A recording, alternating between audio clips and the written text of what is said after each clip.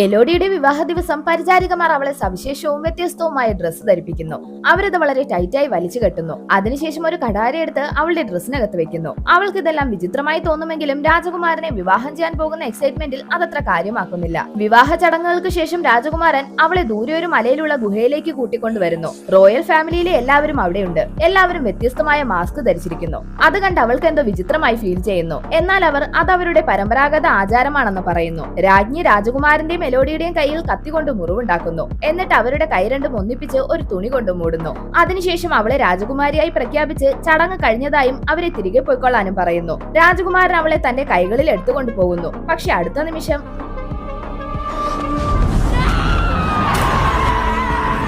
ഭാഗ്യത്തിന് അവിടെയുണ്ടായിരുന്ന മരച്ചില്ലകളിൽ തട്ടി വലിയ ആപത്തൊന്നും പറ്റാതെ അവൾ രക്ഷപ്പെടുന്നു. പക്ഷെ ബോധം തിരിച്ചു കിട്ടിയവൾ മുകളിലേക്ക് നോക്കുമ്പോഴാണ് എന്താണ് സംഭവിച്ചതെന്ന് തിരിച്ചറിയുന്നത്. അവൾ പാറകളിലൂടെ കയറി മുകളിലേക്ക് വരാൻ ശ്രമിക്കുമെങ്കിലും അത് തെന്നുന്നത് കൊണ്ട് അവൾ തറയിൽ വീഴുന്നു. അവൾ താഴെ കിടക്കുന്ന ആഭരണങ്ങൾ കാണുന്നു. അപ്പോഴാണ് താൻ മാത്രമല്ല ഇവിടേക്ക് എറിയപ്പെട്ടിട്ടുള്ളതെന്ന് മനസ്സിലാവുന്നത്. തന്നെ രക്ഷിക്കാൻ ആരും വരില്ലെന്ന് മനസ്സിലായവൾ അവിടെ നിന്ന് രക്ഷപ്പെടാൻ വേറെ വഴി അന്വേഷിക്കുന്നു. അപ്പോഴാണ് അവൾക്ക് ആർക്കു വേണ്ടിയാണ് അവർ തന്നെ ഇവിടേക്ക് തള്ളിയിട്ടതെന്ന് മനസ്സിലാവുന്നത്. അവിടെ വലിയൊരു ഡ്രാഗൺ ഉണ്ട്. അത് എലോഡിയെ കണ്ടതും ഇതിന് പിന്നിലെ രഹസ്യം പറഞ്ഞ് തീ തുപ്പുന്നു. അവൾ അവിടെ നിന്ന് ഓടി രക്ഷപ്പെടുമെങ്കിലും കാലിൽ പൊള്ളലേൽക്കുന്നു. ഡ്രസ്സിനകത്തുള്ള കടാരയെ പറ്റി ഓർമ്മ വന്നവൾ അതെടുത്ത് ഡ്രസ്സ് കീറി ആ പൊള്ളലിൽ കെട്ടുന്നു. അങ്ങനെ അവിടെ നിന്നവൾ മുന്നോട്ട് നടക്കുമ്പോൾ ഒരു കൂട്ടം തിളക്കമുള്ള പ്രാണികളെ കാണുന്നു. ഉടനെ അവൾ തന്റെ ഡ്രസ്സിന്റെ നീളമുള്ള കൈ കീറിയെടുത്ത് ആ പ്രാണികളെ അതിനകത്തിട്ട് ലൈറ്റായി യൂസ് ചെയ്യുന്നു. കുറച്ചു ദൂരം മുന്നോട്ട് പോയവൾ ഒരു സ്ഥലത്ത് വെള്ളമുള്ളത് കാണുന്നു. അതെടുത്ത് കുടിച്ച ഉടനെ തന്നെ അവൾ തുപ്പുകയും ചെയ്യുന്നു. കാരണം അത് അത്രയ്ക്ക് മോശമാണ്. അപ്പോഴാണ് അവൾ ഒരു കാര്യം നോട്ട് ചെയ്യുന്നത്. അതിന് മുകളിലായി നിൽക്കുന്ന ഐസിൽ നിന്ന് വെള്ളം ഇറ്റ് വീണുകൊണ്ടിരിക്കുന്നു. അവൾ ഉടനെ അതിന് താഴെ വന്ന് നിന്ന് ആ വെള്ളം കുടിക്കാൻ തുടങ്ങുന്നു. പക്ഷെ പെട്ടെന്ന് ആ ഐസ് വേഗത്തിൽ മെൽറ്റ് ആവാൻ തുടങ്ങുന്നു.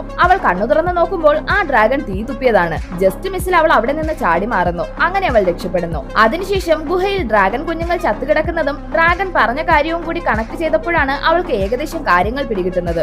ആക്ച്വലി ആ ഡ്രാഗന്റെ കുഞ്ഞുങ്ങളെ ഈ രാജ്യത്തിലെ രാജാവ് കൊന്നുകളഞ്ഞു. അപ്പോൾ അതിന് പ്രതികാരം ചെയ്യാൻ ഡ്രാഗൺ രാജകുടുംബത്തിലെ സന്തതികളെ തനിക്ക് ബലിയായി നൽകാൻ ആവശ്യപ്പെട്ടു. അങ്ങനെയാണ് അവർ പാവപ്പെട്ട പെൺകുട്ടികളെ രാജകുമാരനെ കൊണ്ട് വിവാഹം കഴിപ്പിച്ച് അവരുടെ ബ്ലഡ് റോയൽ ബ്ലഡ് ആക്കി ബലി കൊടുക്കുന്നത്. അവസാനം മെലോഡി ഡ്രാഗനോട് സത്യം പറഞ്ഞ് മനസ്സിലാക്കുന്നു. രാജകുടുംബത്തിന്റെ ചതി മനസ്സിലാക്കിയ ഡ്രാഗൻ കൊട്ടാരത്തിലേക്ക് വന്ന് എല്ലാവരെയും ഇല്ലാതാക്കുന്നു.